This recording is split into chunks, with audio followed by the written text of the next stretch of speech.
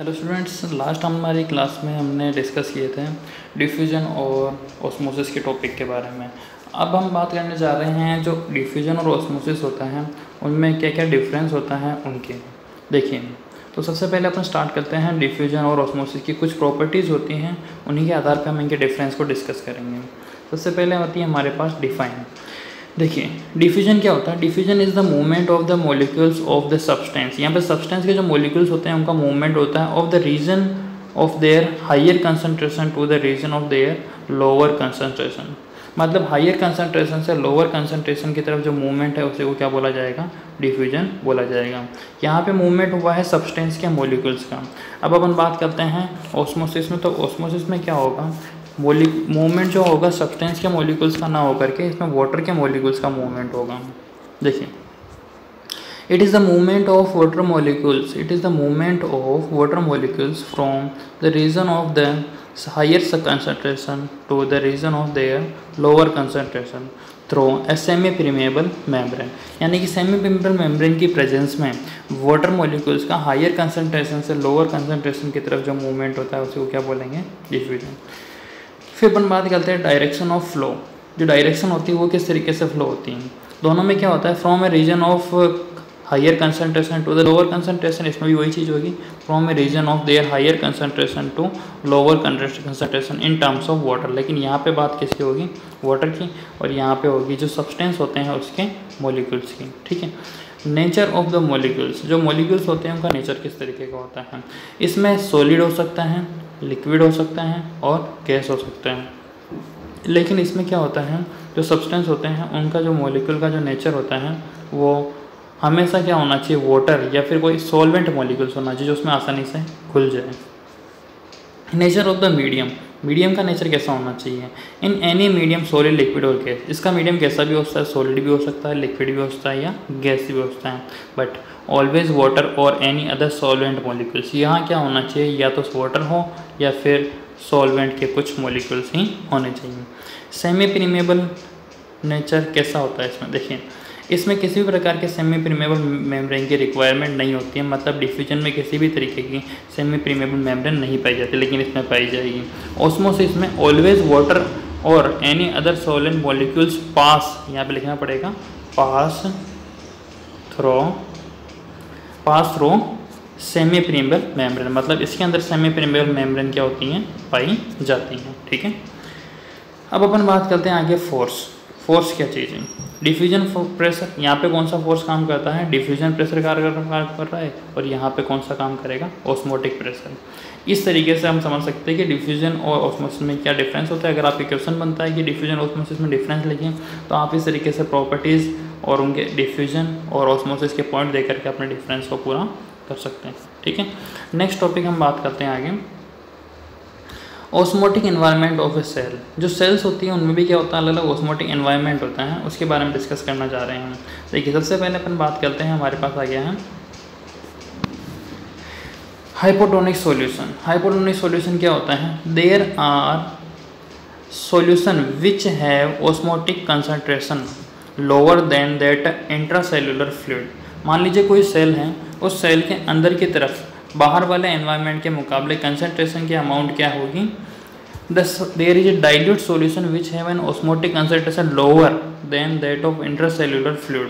मतलब कि अंदर वाले सॉल्यूशन के मुकाबले जो कंसंट्रेशन है वो बाहर क्या है? कम है। यहाँ पे लिखा हुआ है डाइल्यूट। डाइल्यूट के मतलब हम अमाउंट क्या हो जाएगी? कम। ये हो जाएगा हाइपोटोनिक सॉल्यूशन। इसके एग्जाम्पल हो गए हमारे पास साइटोप्लाज्म एंड सेल सेल।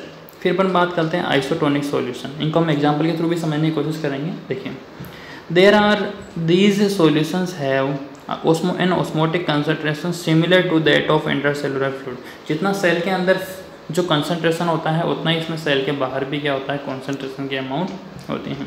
फिर अपन बात करते हैं hypertonic. These are concentrated solutions which have an osmotic concentration higher than that of intracellular fluid। मतलब इसमें क्या होता है? हाइपरटोनिक सॉल्यूशन में बाहर वाला जो एनवायरनमेंट होता है उसके अंदर सेल के जो बाहर होता है उसका कंसंट्रेशन की अमाउंट क्या होती है? बहुत ज़्यादा होती है। ठीक है। इसके बाद हम बात करते हैं टाइप्स ऑफ ऑस्मोसिस, दो टाइप से होता है ऑस्मोसिस, एक तो एंडोस्मोसिस होता है और एक एक्जोस्मोसिस होता है। ठीक है, एंडोस्मोसिस मतलब कि वाटर मॉलिक्यूल्स का अंदर एंटर होना, और एक्जोस्मोसिस मतलब होता है वाटर मॉलिक्यूल्स का बाहर निकलना। ठीक है, फिर बात करते हैं, एक हमारे पास एक क्वेश्चन बनता है, what happens when cells are placed in different types of solution. अलग अलग टाइप के सॉल्यूशन में अगर आपने किसी सेल को रख दिया है तो उस पर क्या इफेक्ट पड़ेगा, इसकी बात करते हैं। देखिए, सबसे पहले बात कर लेते हैं हम लोग हाइपोटोनिक सॉल्यूशन की। अगर सेल को हाइपोटोनिक सॉल्यूशन के अंदर रखा जाएगा तो क्या होगा, देखिए, when the external solution is dilute, when the external solution is dilute, बाहर वाला सॉल्यूशन क्या है, डाइल्यूट है, as compare to the cell contents, it is known as the hypotonic solution. इसको हाइपोटोनिक सॉल्यूशन के नाम से जानते हैं। ठीक है, it has more water contents, it has more water contents than that of cell contents. इसमें क्या होता है, वाटर कंटेंट्स की जो अमाउंट होती है वो सेल से क्या होती है, ज़्यादा होती है। व्हेन ए सेल और cells are placed in such a solution, जब किसी सेल को इस टाइप के सॉल्यूशन में रखा जाता है तो water entries inside the cell through its semi permeable membrane, मतलब वाटर क्या होता है, इसके अंदर एंटर होना स्टार्ट होगा। ठीक है ना, देखिए, this phenomenon is known as endosmosis. अपन ने बात करी थी कि जिस तरीके से वाटर मॉलिक्यूल्स अंदर की तरफ जाएंगे इसी को क्या बोला जाता है, endosmosis. It causes swelling of the cells है। अब वाटर मॉलिक्यूल्स अंदर की तरफ जा रहे हैं तो सेल्स क्या हो जाएगी, पहले से फूल जाएगी। The swollen animal cells burst because they lack cell wall. ये क्या होता है, एनिमल सेल्स में अगर ये प्रक्रिया होगी तो फिर क्या हो जाएगा, वो फट भी सकती है क्योंकि उसमें क्या होता है, सेल वॉल की कमी होती है। Plant cell do not burst, लेकिन प्लांट सेल में ऐसा नहीं होगा क्योंकि उसमें सेल वॉल पाई जाती है। हमने डिस्कस किया था कि सेल वॉल जो होती है प्लांट सेल में पाई जाती है और एनिमल सेल में नहीं पाई जाती है। इसके बाद बात करते हैं हम आइसोटोनिक सॉल्यूशन की। देखिए, isotonic solution, it is a solution, इसमें क्या होगा, अंदर और बाहर वाटर मॉलिक्यूल्स की अमाउंट क्या होगी, इक्वल होगी। तो इस वजह से क्या होगा, और वाटर मॉलिक्यूल्स और दूसरा जो कंसनट्रेटेड सॉल्यूशन हमने लिया है उसकी अमाउंट क्या होगी, इक्वल होगी। तो ये दोनों साइड में क्या होगा, वाटर मॉलिक्यूल्स का मूवमेंट होगा, मतलब कि ना तो सेल पहले से स्वेल होगी और ना ही अपनी साइज़ में कम करेगी। The size of remain the same when a cell is placed in such type of solution. ठीक है, फिर अपन बात करते हैं हाइपरटोनिक सॉल्यूशन। हाइपरटोनिक सॉल्यूशन क्या चीज़ होती है, देखिए, इसमें क्या होगा, बाहर वाला सॉल्यूशन होगा जो उसमें क्या होगा, कंसंट्रेशन बहुत ज़्यादा होगा, तो वाटर की अमाउंट बाहर क्या हो गई है, कम हो गई। If the external solution has more osmotic concentration as compared to that cell, it is known as the hypertonic solution. The quantity of water is less in outside solution while more water is present inside the cell. मतलब water की जो amount है अंदर की तरफ ज़्यादा है और जो कंसंट्रेशन यानी कि जो मॉलिक्यूल्स हैं सॉलिड मॉलिक्यूल्स वो क्या है, बाहर की तरफ ज़्यादा हैं। इस वजह से क्या होगा, if a cell is placed in such type of a solution, plasma membrane allows the movement of water molecules move outside. इस वजह से वाटर मॉलिक्यूल्स क्या होंगे, बाहर की तरफ जाएंगे और इसी को क्या बोला जाता है, एक्सोस्मोसिस, और सेल क्या हो जाएगी हमारी, सिकुड़ जाएगी। अब इसको हम एक डायग्राम से समझने की कोशिश करते हैं। देखिए, ये है हमारा डायग्राम। देखिए, ये हो गया हाइपरटोनिक सॉल्यूशन। जब किसी हाइपरटोनिक सॉल्यूशन में हम सेल को रखेंगे तो क्या होगा, वाटर मॉलिक्यूल्स जो होंगे वो क्या होंगे, देखिए, पानी के जो वाटर मॉलिक्यूल्स हैं वो क्या हो रहे हैं, बाहर से अंदर की तरफ एंटर हो रहे हैं क्योंकि वाटर मॉलिक्यूल्स की अमाउंट क्या है, बाहर की तरफ बहुत ज़्यादा है और कंसनट्रेटेड जो सॉलिड पार्टिकल्स हैं वो अंदर की तरफ ज़्यादा हैं। इस वजह से सॉलिड पार्टिकल्स क्या होंगे, वो अंदर से जाएंगे बाहर की तरफ और वाटर मॉलिक्यूल्स जो होंगे वो बाहर से अंदर की तरफ आएंगे। इस वजह से सेल की साइज़ होगी वो पहले से क्या हो जाएगी, इंक्रीज हो जाएगी और सेल एक्सपेंड एंड लाइस, यानी सेल पहले से क्या हो जाएगी, अपनी साइज़ को इंक्रीज कर देगी। ठीक है, इसके बाद बात करें अगर हम देखें आइसोटोनिक सॉल्यूशन। आइसोटोनिक सॉल्यूशन में क्या है, वाटर मॉलिक्यूल्स अंदर की तरफ और बाहर की तरफ क्या है, इक्वल है। इस वजह से वाटर मॉलिक्यूल्स का अंदर और बाहर की तरफ जो मूवमेंट होगा वो क्या होगा, इक्वल होगा। जितना पानी अंदर जाएगा उतना ही बाहर जाएगा। इस वजह से इसके सेल की जो साइज़ है वो क्या होगी, रिमेन कॉन्स्टेंट, मतलब इसमें कोई डिफरेंस क्रिएट नहीं होगा। एंड लास्ट हमारे पास सॉल्यूशन बच जाता है हाइपरटोनिक सॉल्यूशन। देखें, हाइपरटोनिक सॉल्यूशन में क्या होता है कि भाई वाटर की जो अमाउंट होती है वो सेल के अंदर की तरफ बहुत ज़्यादा होती है। ठीक है, सेल के अंदर जो होगा वाटर मॉलिक्यूल्स क्या होगा, ज़्यादा होगा। इस वजह से सारा जो वाटर होता है वो क्या होता है, बाहर की तरफ निकल जाता है। इस वजह से सेल की जो साइज़ होती है वो क्या होती है, श्रिंक हो जाती है, पहले से कम हो जाती है। ठीक है, अब देखते हैं हम आगे इसके next topic, significance of osmosis. Osmosis का एक्चुअल में रोल क्या है इसके बारे में डिस्कस करते हैं। देखिए, फर्स्ट आ जाता है एब्जॉर्प्शन। जो osmosis help in the absorption of water dissolve minerals from the solid by air, soil by hair, यानी कि रूट हेयर, यहाँ पे हेयर लिखा हुआ है, इसकी जगह रूट हेयर होना चाहिए, ये रूट हेयर होगा।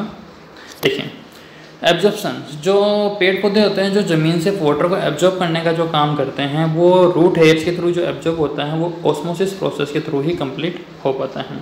इसके बाद बात करते हैं हम turgidity. It helps in the development turgor pressure, इसी की वजह से क्या होता है, टर्जर प्रेशर क्रिएट होता है, which helps in the opening and closing the stomata. Stomata आप लोग जानते हैं, जो लीव्स होती हैं, उन लीव्स के अंदर क्या होते हैं, कुछ छोटे छोटे से होल्स पाए जाते हैं। उन होल्स की जो एक तरीके से समझ लीजिए, उन होल्स को क्या बोला जाता है, स्टोमेटा बोला जाता है, जिसकी वजह से क्या होता है, गैसेज एक्सचेंज हो पाते हैं। और उन गैसेज एक्सचेंज को ओपन और क्लोज होने के लिए क्या करता है, टर्जर प्रेशर जो होता है वो हेल्प करता है, जिसको टर्जिडिटी बोलते हैं।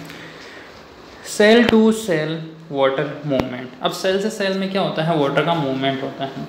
Sales absorb the water and और lose the water to one another through the osmosis. Osmosis process के थ्रू क्या होता है, इनका वाटर का ट्रांसफॉर्मेशन होता है, मतलब एक सेल से दूसरी सेल की तरफ, दूसरी से तीसरी की तरफ, तीसरी से चौथी की तरफ, मतलब इस तरीके से क्या होता है, इनका वाटर का जो मूवमेंट होता है वो कंप्लीट होता है। फर्स्ट से सेकंड, सेकंड से थर्ड और थर्ड से फोर्थ, इस तरीके से वाटर का जो अमाउंट होती है वो सेल में आगे से आगे पहुँचते जाती है। देखिए, इसके बाद बात हम करते हैं सीड जर्मिनेशन। जो बीजों का अंकुरीकरण होता है वो इसके थ्रू ही होता है, ऑस्मोसिस के through. It helps in the growth of radicle plumule during the seed germination. जब बीजों को अंकुरण की ज़रूरत होती है तो इसी के थ्रू करवाया जाता है। इसके बाद बात करते हैं हम एक्टिव ट्रांसपोर्ट। ठीक है, सबसे पहले हमने बात करी थी पैसिव ट्रांसपोर्ट की। पैसिव ट्रांसपोर्ट में किसी भी प्रकार की एनर्जी की रिक्वायरमेंट नहीं होती है, लेकिन एक्टिव ट्रांसपोर्ट क्या है, इसमें एनर्जी की रिक्वायरमेंट होती है। It is a type of transport across the plasma membrane which required the use of energy. मतलब कि ट्रांसपोर्ट, वाटर के मॉलिक्यूल्स का जो ट्रांसपोर्टेशन होता है या किसी भी चीज़ का ट्रांसपोर्टेशन होता है, उसमें एनर्जी की जो रिक्वायरमेंट होती है वो एक्टिव ट्रांसपोर्ट होता है। In such type of transport molecules move against the concentration gradient, मतलब मॉलिक्यूल जो होते हैं वो कंसंट्रेशन ग्रेडियंट के अगेंस्ट मूव करते हैं। These are energy dependence process and so are rapid, बहुत तेज़ी से होता है, एनर्जी की ज़रूरत हो रही है, इसमें एनर्जी काम आ रही है तो प्रोसेस ऑब्वियसली फास्ट होगा। Energy is provided by hydrolysis of ATP. ATP की फॉर्म में हाइड्रोलाइसिस प्रोसेस के थ्रू एनर्जी प्रोवाइड की जाती है। एटीपी क्या होती है, एटीपी इस तरीके से एक एनर्जी करेंसी होती है जो माइटोकॉन्ड्रिया के थ्रू प्रोवाइड की जाती है। इसकी फुल फॉर्म होती है adenosine triphosphate. By this process material can be transported completely across the cell membrane. इस प्रोसेस के थ्रू क्या होता है, सेल के पूरी के अंदर क्या होता है, मटेरियल का ट्रांसपोर्टेशन हो पाता है। इसके बाद बात करते हैं एग्जांपल्स ऑफ एक्टिव ट्रांसपोर्ट, किस तरह कहाँ होता है एक्टिव ट्रांसपोर्ट। देखें, amino acid move along the human intestinal tract. Amino acid जो हमारे शरीर के अंदर बनता है वो ह्यूमन इंटेस्टाइन में के जो ट्रैक होता है, रास्ता होता है हमारा खाना खाने के बाद जो पचने के चाहता है, उसको बोलते हैं इंटेस्टाइनल ट्रैक्ट। फिर बात करते हैं calcium ion moving from cardiac muscle cells.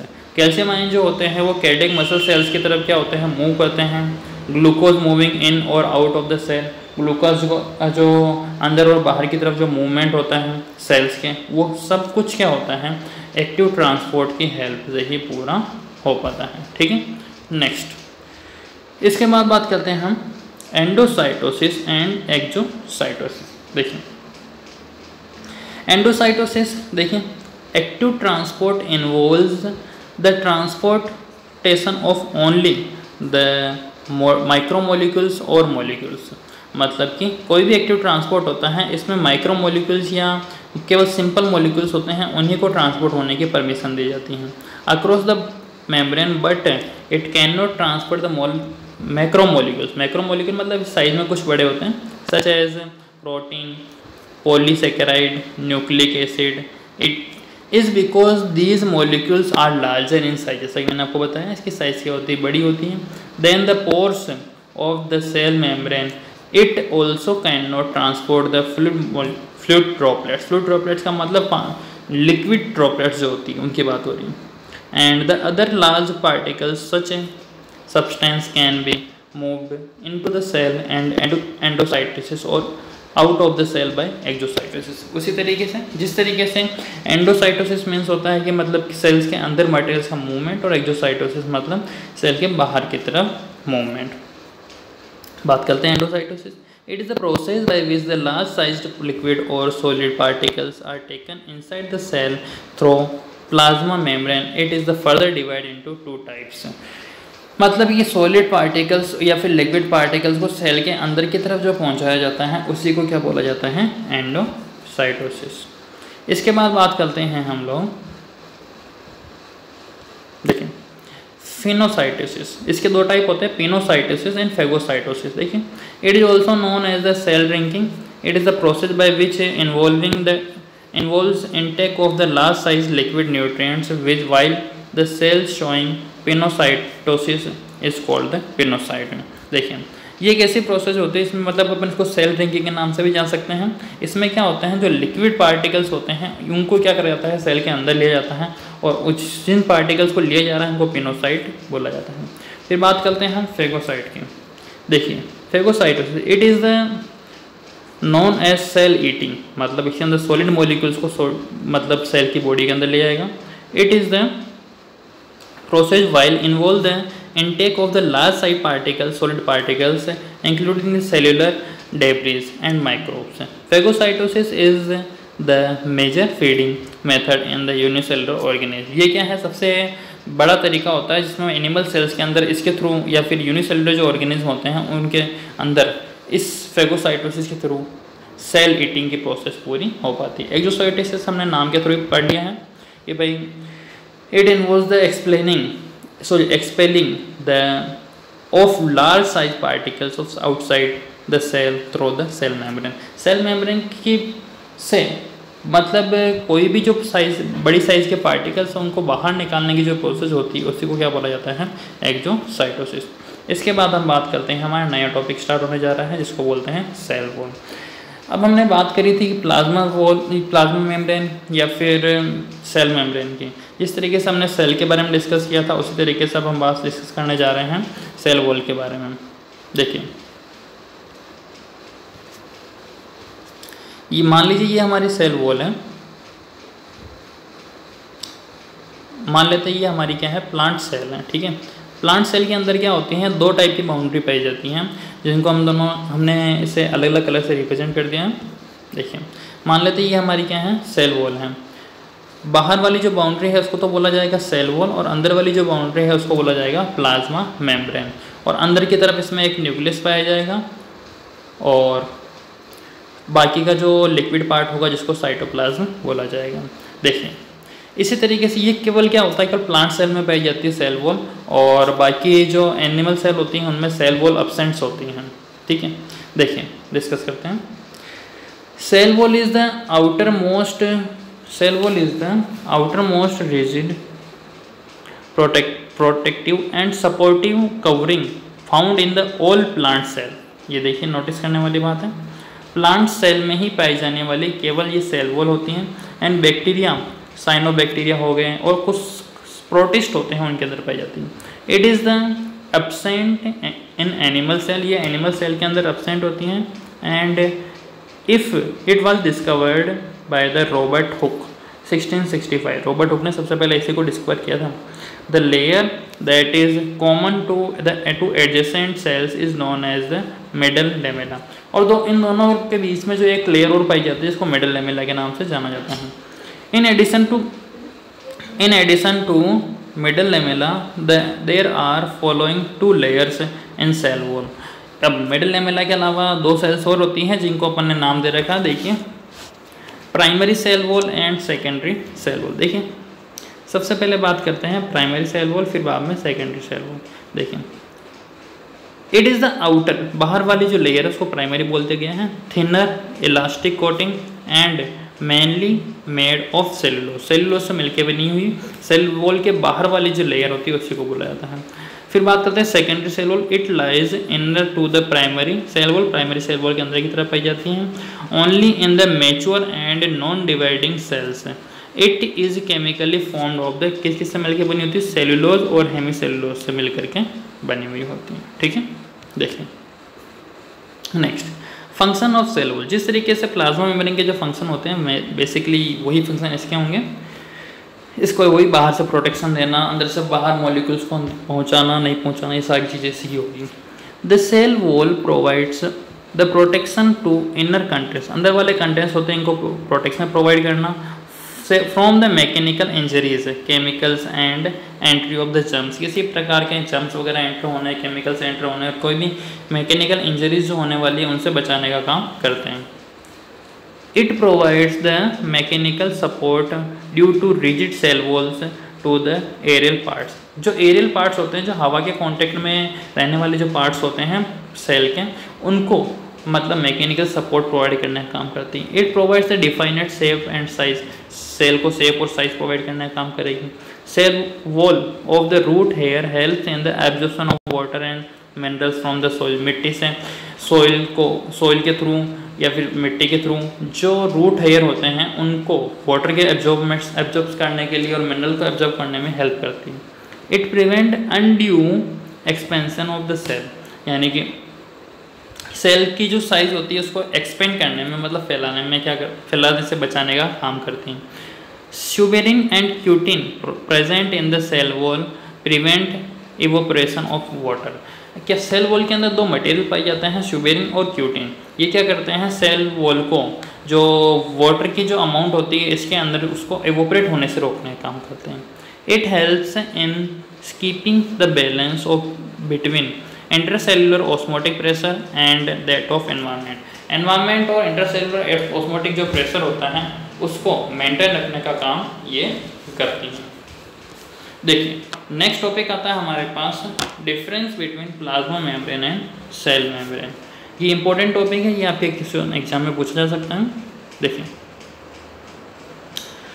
Difference between animals plasma membrane and cell wall. देखिए सबसे पहले बात करते हैं हम ऑकरेंस, कहाँ पाई जाती है। प्लाज्मा मेम्ब्रेन जो होती है एनिमल सेल और प्लांट सेल दोनों में पाई जाती है, लेकिन ये जो सेल वॉल होती है ये ओनली केवल प्लांट सेल में पाई जाती है।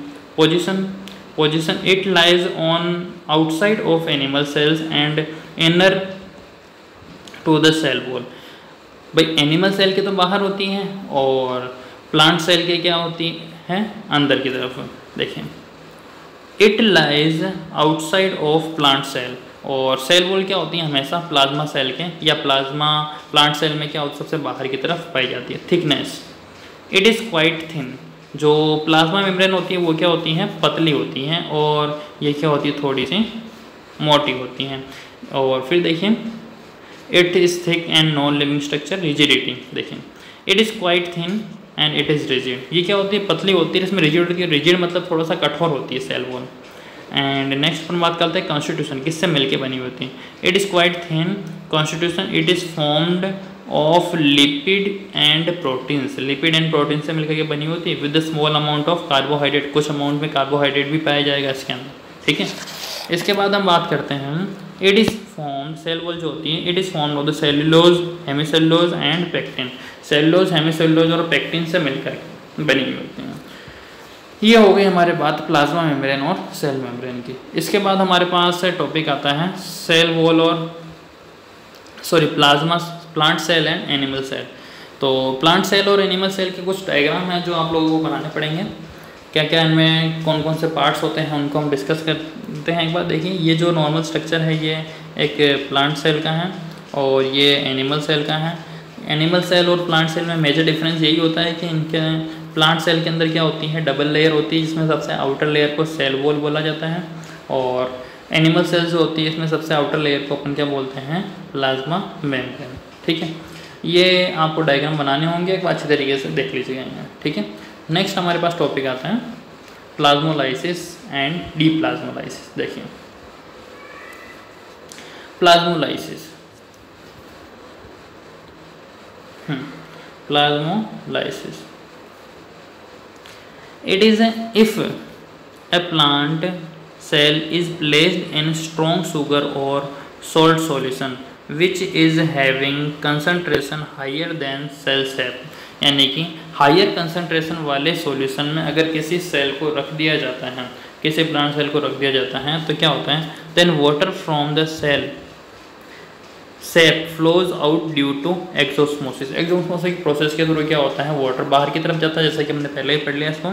This loss of water from the cell sap causes the contraction of the protoplasm of cell. इस वजह से क्या होता है, सेल के अंदर जो होता है प्रोटोप्लाज्म की क्या होती है, कमी होती है। Ultimately protoplasm of the cell separates from the cell wall, और जो प्रोटोप्लाज्म होता है सेल का वो क्या होता है, सेल से अलग हो जाता है।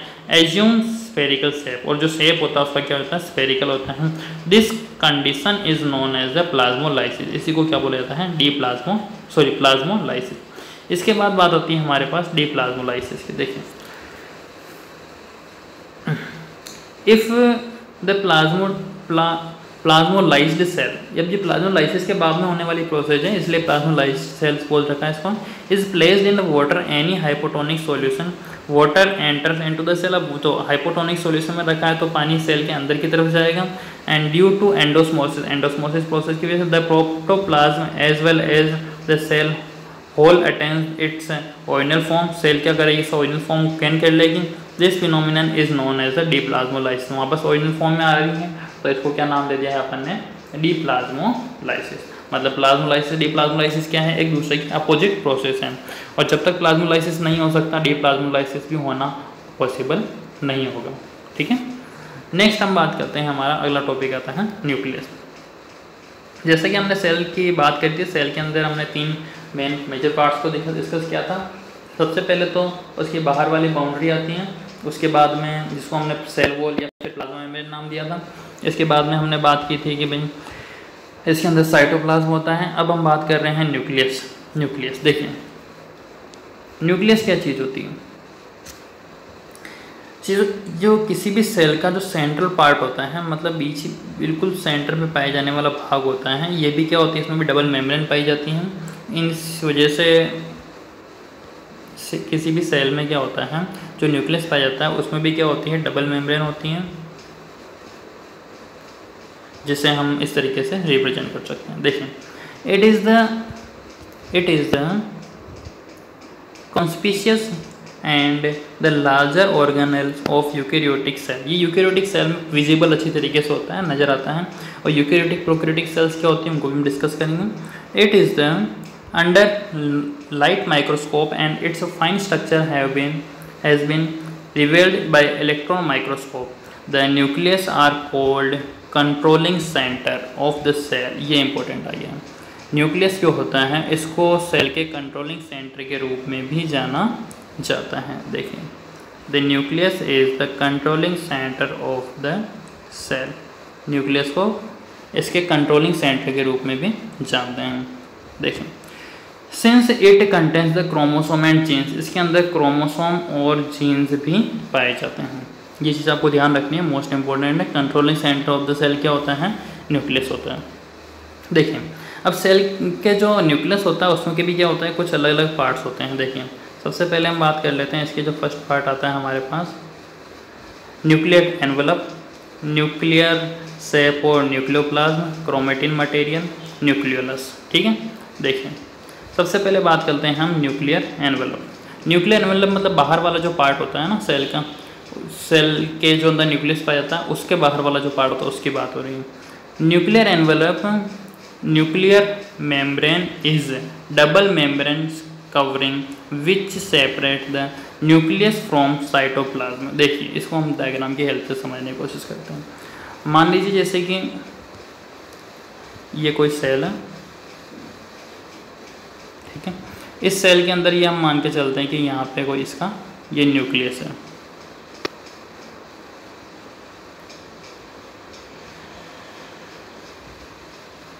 इस न्यूक्लियस के जो होती है वो क्या होती है, डबल बाउंड्री होती है, जिसको हमने बताया था आपको कि भाई इसमें क्या होगी, डबल बाउंड्री पाई जाएगी। ये हो गई इसकी डबल बाउंड्री। फिर क्या होगा, अब बाहर जो इसके है वो क्या होगा, लिक्विड मटेरियल पाया जाता है, जैसा कि मैंने आपको बताया था। ये देखिए, ये बाहर क्या है, यहाँ पे लिक्विड मटेरियल पाया जाता है, साइटोप्लाज्म जिसको बोला जाता है यहाँ पे चारों तरफ। और जो बीच वाला पार्ट है इसको हमने क्या बोल दिया है, न्यूक्लियस बोल दिया है। ये बीच वाला पार्ट क्या हो गया, न्यूक्लियस। अब ये बाहर वाली जो बाउंड्री आपको ब्लू कलर की नज़र आ रही है, ये क्या है, एक तरीके से इसके अंदर न्यूक्लियर एनवेलप या फिर न्यूक्लियर मेम्ब्रेन का काम कर रही है। ये वाली जो बाउंड्री है ये क्या है, न्यूक्लियर मेम्ब्रेन का काम कर रही है, जो क्या करेगी, इस साइटोप्लाज्म को क्या करेगी, इस न्यूक्लियस से सेपरेट करने का काम करती है। The space between the nuclear membrane is called perinuclear space. इसके बीच में जो स्पेस पाया जाता है इसको पेरीन्यूक्लियर स्पेस बोलेंगे। Nucleus pores allow exchange of the material. अब इसमें क्या होता है, हल्के हल्के से पोर्स पाए जाते हैं, मतलब हल्के हल्के से क्या होंगे, छोटे छोटे से यहाँ छेद पाए जाएंगे न्यूक्लियर मेम्ब्रेन के, बहुत छोटे छोटे छेद होते हैं। ये मैंने कुछ साइज में थोड़े से बड़े हो गए हैं। तो ये क्या करते हैं, बाहर वाले मॉलिक्यूल्स को अंदर की तरफ एंटर होने के लिए हेल्प करते हैं, मतलब यहाँ से जो मॉलिक्यूल्स होंगे वो अंदर की तरफ एंटर कर सकेंगे।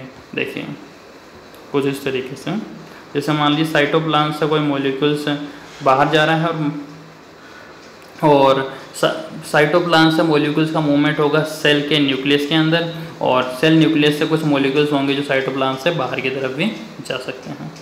देखिए नेक्स्ट, इसके बाद हम बात करते हैं the outer membrane of the nucleus envelope is usually connected with the endoplasmic reticulum. जो आउटर मेम्ब्रेन होती है ये भी क्या होती है, न्यूक्लियर मेम्ब्रेन से कनेक्टेड होती हैं। फिर देखते हैं अपन न्यूक्लियोप्लाज्म और न्यूक्लियर सेप। न्यूक्लियोप्लाज्म और न्यूक्लियर सेप क्या होता है, जो लिक्विड न्यूक्लियस के अंदर भरा हुआ होता है उसी को बोला जाता है। It is a transparent homogeneous and semi fluid colloids ground substance present inside the cell nuclear membrane in which the chromatin and nucleolus are embedded. मतलब ये क्या होता है, इसके अंदर सेल वॉल के अंदर जो न्यूक्लियस पाया जाएगा, उस न्यूक्लियस के अंदर जितने भी लिक्विड पार्ट पाया जाता है वो सारा क्या होगा, न्यूक्लियोप्लाज्म या न्यूक्लियर सेल में इंक्लूड किया जाएगा। नेक्स्ट बात कर लेते हैं हम न्यूक्लियोलस की। It is nearly spherical structure found inside the nucleus. Nucleus के अंदर भी एक राउंडेड स्ट्रक्चर पाया जाएगा जिसको बोला जाएगा nucleolus. In certain cases and nucleus में हैव 2 और मोर न्यूक्लियोली। इसमें क्या 2 या 2 से ज़्यादा न्यूक्लियोली हो सकते हैं। Nucleus is not bounded by A membrane, it is the site of the synthesis of the ribosome. ये क्या होता है, जितने भी राइबोसोम्स होते हैं उनके बनने की क्या होती है, साइट होती है, वहीं पे राइबोसोम्स के बनने का काम होता है। ठीक है, इसके बाद हम बात करते हैं क्रोमेटिन मटेरियल। देखो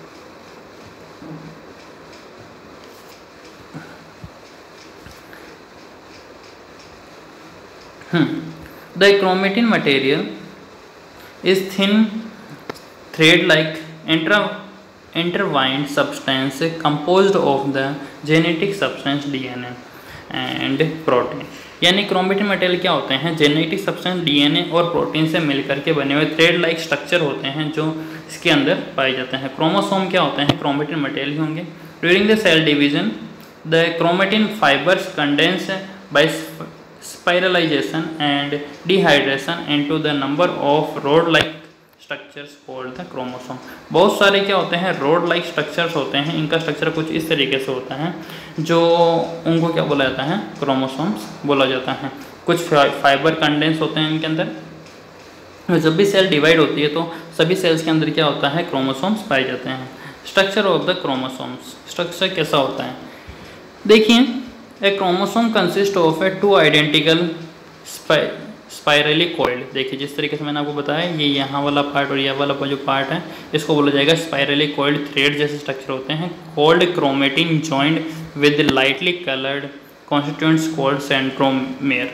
ये बीच वाला जो पार्ट है इसको सेंट्रोमेयर बोला जाता है। ये दोनों जो पार्ट होते हैं ये सेंट्रोमेयर की वजह से क्या होते हैं, आपस में जुड़े हुए होते हैं। फिर अपन बात कर लेते हैं नोट, एक इंपॉर्टेंट नोट है, 2 parts of the chromatid on either side of the centromere are called arms। इसके दोनों साइड्स जो होती हैं इनको आर्म्स बोला जाता है। Genetic information are actually content in DNA. कुछ जेनेटिक इन्फॉर्मेशन जो होती हैं, जो पीढ़ी दर पीढ़ी, स्पीसीज आफ्टर स्पीसीज क्या होती हैं, आगे से आगे बढ़ती हैं, उनको बोलते हैं जेनेटिक इन्फॉर्मेशन। वो डीएनए के अंदर होती हैं। The segments of DNA functions as the genes. जो डीएनए के सेगमेंट्स होते हैं वो जीन्स के रूप में वर्क करते हैं। The genes are arranged in line fashions और ओवर डीएनए और क्रोमोसोम्स। जो जीन्स होते हैं वो क्या होते हैं, डीएनए के थ्रू चारों तरफ से फंक्शंस करते हैं या फिर जुड़े हुए होते हैं, अपने ऐसा बोल सकते हैं। They contain all the information necessary for the functions of the growth, repair and reproduction या फिर कितनी भी अलग अलग एक्टिविटी होती हैं ग्रोथ की, उन सब के लिए जो जो इन्फॉर्मेशन चाहिए होती है वो सारी इन्फॉर्मेशन डीएनए के अंदर पाई जाती हैं। Of not only of cell but also of the whole organism. पूरे ऑर्गेनिज्म की जो इन्फॉर्मेशन होती है वो इसके अंदर पाई जाती हैं। तो ये आपका बहुत इंपॉर्टेंट एक नोट हो गया जिसको आपको नोट करना होगा, ठीक है। इसके बाद हम बात कर लेते हैं टाइप्स ऑफ क्रोमोसोम। क्रोमोसोम्स कितने टाइप्स के होते हैं, ये मैं बेसिकली 4 टाइप्स के होते हैं। तो देखिए टाइप्स ऑफ क्रोमोसोम। सबसे पहले हम बात करते हैं मेटासेंट्रिक। ये टाइप्स ऑफ क्रोमोसोम में ये टाइप्स होते हैं हमारे पास। फर्स्ट आता है मेटासेंट्रिक क्रोमोसोम्स, उसके बाद में आता है सब मेटासेंट्रिक, एक्रोसेंट्रिक और टेलोसेंट्रिक। आपको केवल इसके नाम ध्यान में रखने हैं, मेटासेंट्रिक, सब मेटासेंट्रिक, एक्रोसेंट्रिक और टेलोसेंट्रिक। इनके जो सेंट्रोमेयर होते हैं उनके पोजीशन के आधार पर इनके नेम दिए हुए होते हैं। इसके बाद हम बात करते हैं इनके फंक्शंस की। Functions of the nucleus. Nucleus का क्या फंक्शन होता है, देखिए the nucleus perform the following functions. It controls all the metabolic activities and all the cellular function. Cell के अंदर जितने भी फंक्शन होने वाले हैं और जितनी भी एक्टिविटीज़ होने वाली हैं उन सभी को कंट्रोल करने का काम ये करता है। It brings the about the growth of the cell by the direction the synthesis of the structure protein. It also have information for the synthesis of the enzyme. Enzyme को किस तरीके से सिंथेसिस करना है, सेल को किस तरीके से डायरेक्ट करना है, वो सारी इन्फॉर्मेशन इसी के अंदर पाई जाती हैं। It controls the transmission of the heredity characteristics from the one genetic generation to next. जैसा कि भी बताया था मैंने आपको, एक जनरेशन से दूसरे जनरेशन, एक स्पीसीज से दूसरे स्पीसीज में किस तरीके से इन्फॉर्मेशन का आगे से आगे पहुँचाना है, ये काम इसके थ्रू होता है। It contains the genetic information for the reproduction, development and behavior. Reproduction, development और behavior की जो इन्फॉर्मेशन होती है, जेनेटिक इन्फॉर्मेशन इसके थ्रू डिसाइड होती है। Ribosomes are formed by the nucleus part of the nucleus. Nucleolus वाला जो पार्ट होता है उसके थ्रू राइबोसोम को बनने का काम होता है। It includes genetic variation which help in the organic evolution. जिस तरीके से जेनेटिक एवोल्यूशन आता है, जेनेटिक वेरिएशन आता है, मतलब कुछ बदलाव, वेरिएशन मतलब बदलाव जो आता है वो जीन्स की वजह से आता है और उस जीन में कुछ चेंजेस होते हैं वो न्यूक्लियस की वजह से हो पाते हैं। It controls the cellular differentiation by the regulating differential gene expression. Gene अपने जो सेलुलर डिफरेंस होते हैं वो किस तरीके से एक्सप्रेस करेगा, इनको कंट्रोल करने का काम ये करते हैं, ठीक है। तो देखिए ये हो गया हमारा टॉपिक लास्ट न्यूक्लियस वाला। इसके बाद हमारे पास नेक्स्ट टॉपिक आ जाता है प्रोकैरियोटिक एंड यूकैरियोटिक सेल्स। तो देखिए प्रोकैरियोटिक और यूकैरियोटिक सेल्स क्या होती हैं। पहले आज का हमारा लास्ट टॉपिक यही होने वाला है, प्रोकैरियोटिक सेल्स और यूकैरियोटिक सेल्स। उसके बाद में नेक्स्ट टॉपिक जो है साइटोप्लाज्म, वो हम नेक्स्ट क्लास में डिस्कस करेंगे। देखिए प्रोकैरियोटिक सेल्स, प्रोकैरियोटिक सेल्स मतलब होता है आदिम कोशिकाएं, या फिर अपन बोलते हैं कुछ पुरानी जो सेल्स होती हैं उनको बोला जाता है prokaryotic cells. And eukaryotic cells जो डेवलप्ड सेल्स है, जिनका डेवलपमेंट हो चुका है, वो पहले से क्या थोड़ी इम्प्रूवड है, ठीक है। देखिए some cells have a well defined nucleus. कुछ सेल्स होता है उनके अंदर वेल डिफाइंड न्यूक्लियस पाया जाता है। The nucleus of these cells is surrounded bye a nuclear membrane. जो इनका जो न्यूक्लियस होता है वो चारों तरफ से न्यूक्लियर मेम्ब्रेन से घिरा हुआ होता है। This type of the nucleus is known as the true nucleus. इसको ट्रू न्यूक्लियस बोला जाएगा क्योंकि ये पूरी तरीके से न्यूक्लियस क्लियरली नजर आ रहा है। यूकैरियोटिक सेल्स में the cells in which nucleus is surrounded by well developed nuclear membrane are called the eukaryotic cells. Organism having ये eukaryotic cells are called the eukaryotes.